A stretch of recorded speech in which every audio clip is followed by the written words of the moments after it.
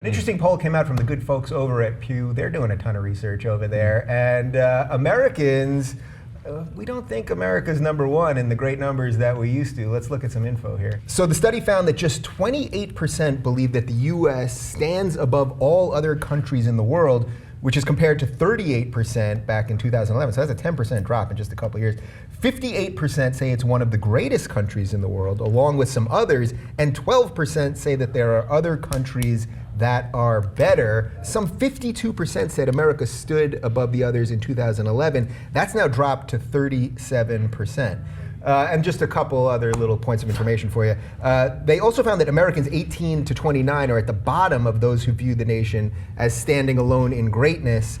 Just 15% of those under 30 expressed that view today, which is down from 27% just a couple years ago. All right, so let's start here. Why is it that Republicans seem to love America more, even though their numbers are dropping and have actually dropped more than Democrats in these last couple of years? Why do Republicans love this country more than you crazy Democrats? What's going on, Cathy? They don't love it more. They just like to wave the flag more. Yeah. I mean, it has nothing to do with what they really think of it. They're just, you know, who the hell cares who's number one anyway? I mean, what kind of bullshit is that? Well, we're number one in keeping our own citizens in prison and in drone strikes. Yeah, what else? We must have a couple others. Bryn, give me something else. Let's have some civic pride. Our crime rates, murder rates, I'm sure all of those things too. Obesity, we're probably number one. Obesity, definitely obesity. There you go. Yeah, carbon emissions, I thought you were going to go there. That may not be true now with India. Okay. Yeah. So, I mean, but you know, it's always the people who are waving the flag, you know, the hardest and the longest, who just, you know, are really don't understand what's going on in this country and don't really get the full picture.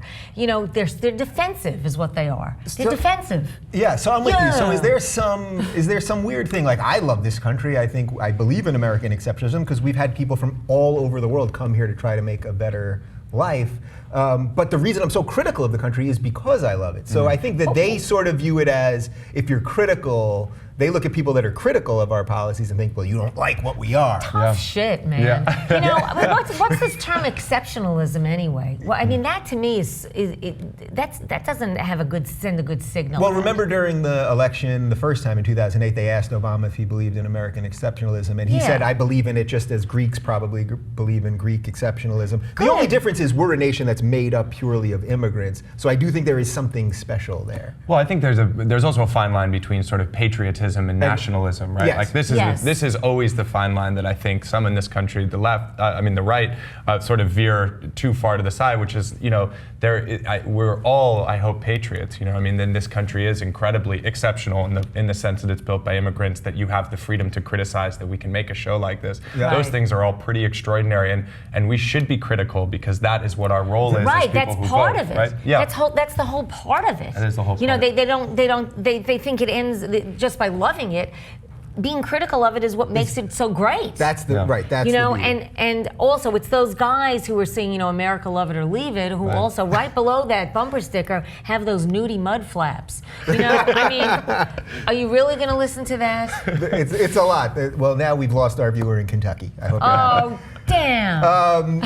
Do you think there's a danger, though, for the young people that their numbers are pretty low? Do you think there's a weird danger for them not to think America's number one? Like, I remember growing up and it was so obvious. America's number one. You can do anything you want, et cetera, et cetera. And then but you were a kid. No, but when you grow up with at least that idea, I think there's something good about that. That if you think that the country you're living in is number one, that you can do something. You can just. Is that just childish naivete? I don't know. I don't feel that it's important to rank the countries. I think it's important to build a good country and be a good citizen and question things and make things better. I don't really think it's important where you rank internationally. I think that's it's like the Olympics. Right. Of course, it's just ESPNing of, you know, the world. I think that it's special that in this country, if you work really hard, I mean, it helps to be from a certain economic background in the beginning, but if you work really hard, you can make something really special. And when you look at the impact that even immigrants have made in the tech scene, especially in Silicon Valley, people who have just recently come to this country, what they've done and how transformative,